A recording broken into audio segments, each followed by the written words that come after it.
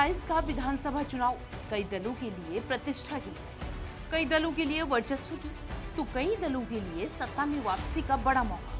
और इन मौकों को सभी राजनीतिक दल अपने अपने ढंग से भुनाने की कोशिश में लगे हुए हैं। जहां फुल फायर मोड पर सीएम योगी प्रदेश भर में अपनी जनसभाओं में रैलियां कर अपने विपक्षियों पर चुन चुन कर सियासी वार कर रहे हैं। और अब इस दंगल में बाबर के बाद एंट्री हो गई है जिन्ना की।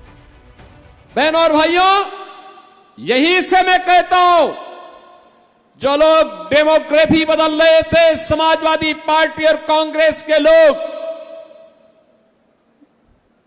ये लोग जिन्ना के उपासक हैं। इसीलिए तो कांदला और केराना से पलायन हो रहा था और हम लोग अन्नदाता किसानों के उपासक हैं।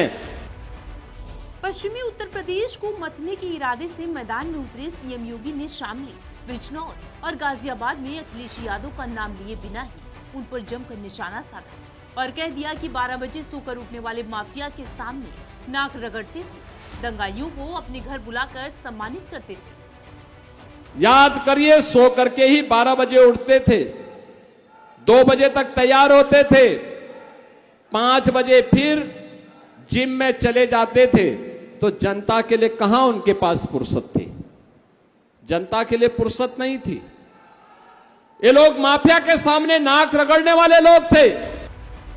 सीएम योगी ने सपा और कांग्रेस पर जिन्ना वाला वार ऐसे वक्त में किया जब सपा सनातनी वाली डगर पर एक एक कदम फूंक फूंक कर चल रही है। साथ ही सपा कोशिश कर रही है कि राम मंदिर चढ़ावा चोरी मामले का फायदा ज्यादा से ज्यादा उठाया जाए, मगर बीजेपी फिर से उन्हें श्री कृष्ण जन्मभूमि वाले विवाद पर घेर लेती है। तभी तो डिप्टी सीएम केपी मौर्य ने भी उन्हें बड़ा चैलेंज दे दिया।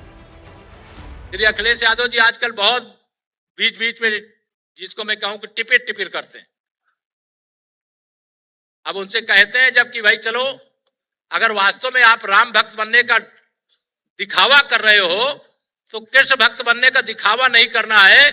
अगर मुस्लिम वोटों का लालच आपको नहीं है तो कहो कि भगवान श्री कृष्ण की जन्मभूमि को तोड़ करके जो ईदगाह बनी उसको हटाओ। कहेंगे अखिलेश यादव जी? बताओ, कहेंगे? नहीं कह सकते। उनके पास साहस इस बात का नहीं है।